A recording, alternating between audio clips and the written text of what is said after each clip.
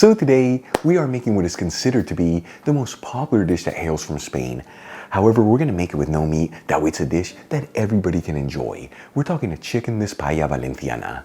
And let me tell you, just because we're not gonna add any meat into this rice dish, it doesn't mean it's gonna lack in flavors. In fact, this paella is gonna taste exactly the same as the paellas they serve in the city of Valencia and La Albufera, where paella is most popular. Folks, we're talking easy to make, authentic flavors, and all done in just 40 minutes. Let's begin by grabbing a paella pan and heating it with a medium heat.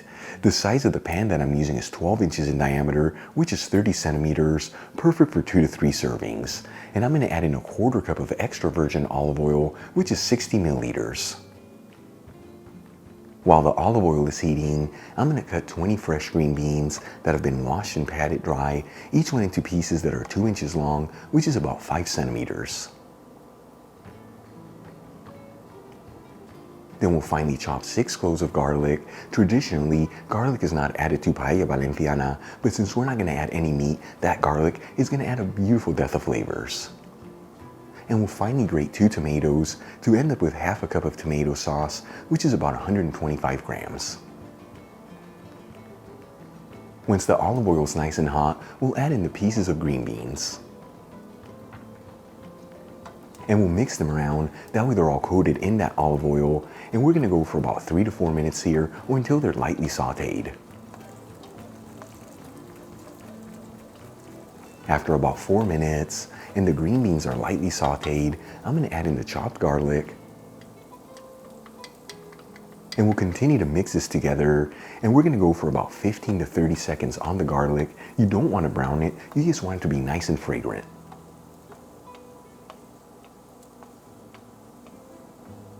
Then we'll add in half a teaspoon of sweet smoked Spanish paprika, which is 1 1/4 grams. And we'll give it a quick mix, that way the paprika is coating all the green beans and garlic. Then we'll add in our grated tomato, and we'll season everything with sea salt. And we'll give it a mix, that way everything's well mixed together, and then simmer it for a couple minutes without mixing the mixture. In the meantime, let's get the rest of the ingredients ready. I'm gonna drain a can of butter beans into a colander and rinse them under some cold running water. Now, if you can't find butter beans in your area, you can substitute it for any other type of large white bean. And we're not gonna use the entire can in this recipe, we're just gonna use half a cup, which is about 125 grams.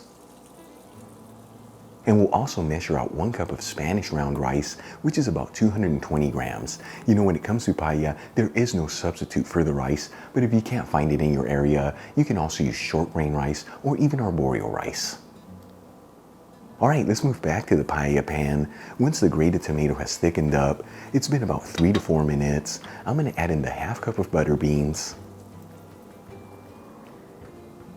And we'll also add in 3 cups of vegetable broth, which is 720 milliliters. Traditionally, water is used to make a paella valenciana, but since we're not gonna add any chicken or rabbit in there, the vegetable broth is gonna give the rice a beautiful lift of flavors. Then we'll pinch in a 1/4 teaspoon of saffron threads, which is 0.17 grams. And add in 2 sprigs of fresh rosemary.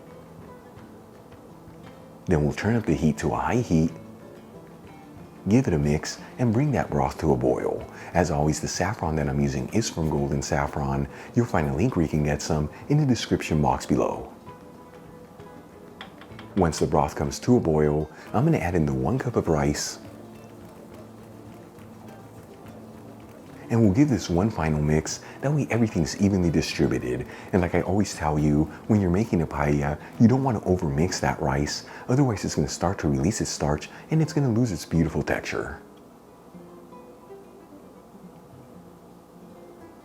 After about 9 minutes, and you can see the majority of that broth has been absorbed by the rice, but there's still some broth left, I'm going to lower the fire to a low-medium heat. And we're gonna simmer this for another 4 to 5 minutes, or until all that broth has been absorbed by the rice.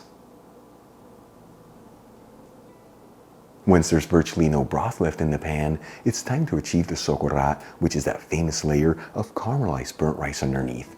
And let me tell you, paella without socorat is not a paella. I'm gonna raise the heat to a medium heat, and we're gonna go for about 2 to 3 minutes here. This is enough time to get that beautiful socorat underneath. Then we'll remove the pan from the heat, and we'll cover it with some foil paper and a dishcloth and let it sit here between 4 to 5 minutes. You know, by taking this step and trapping that steam in there, it's gonna ensure that each grain of rice is perfectly cooked through. After about 5 minutes, we'll uncover the pan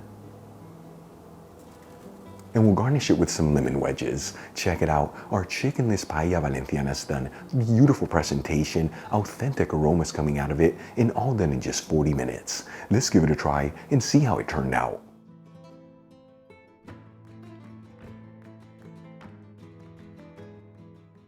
Now this is a paella I seriously can't wait to try. Here we go.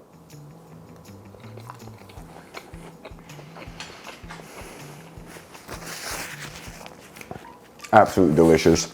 You know, I grew up eating paella Valenciana almost every Sunday all my life, and this one right here without the chicken or rabbit hits the spot right on the money.